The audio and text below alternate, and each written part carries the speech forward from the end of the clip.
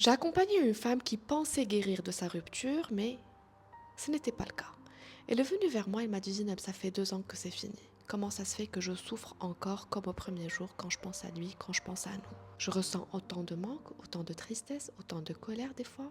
Comment ça se fait alors que j'ai donné du temps, je prends le temps avec mes émotions, je fais parfois du journaling, je fais du sport, etc.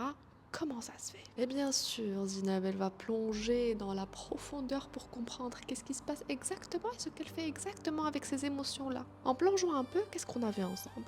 On a conclu que elle ferme la porte de sa chambre, elle reste avec l'émotion dans la tête.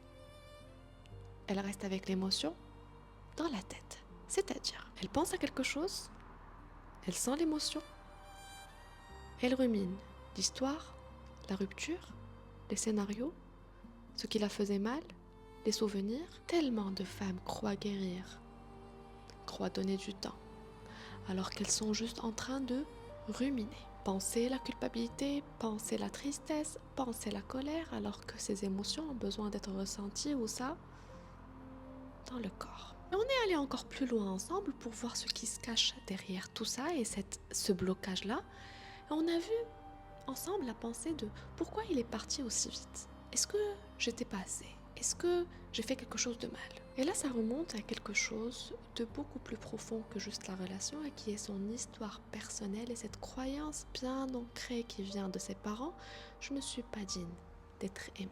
Et donc, quand on a pris le temps de connecter à cet enfant intérieur et la libérer et la guérir et être présente pour elle, qu'est-ce qui s'est passé? Et là, quelque chose a switché. Elle m'a dit: Zineb, cette semaine, quelque chose s'est passé parce que je me suis rendu compte de quelque chose. C'est vrai qu'il y a quelques émotions de tristesse qui sont remontées, mais la pensée et l'état d'être qui m'est venu le plus, c'est en fait, je ne veux pas de cette relation. Cette relation ne respectait pas ma vision, mes valeurs, n'était pas alignée avec ce que je voulais vraiment. Quand tu guéris la partie de toi blessée par rapport à la relation et qui est liée à ton propre histoire, tu te rends compte de plusieurs choses. Parmi ces choses, tu te connectes à la vérité, à ce que tu veux vraiment, à ton cœur.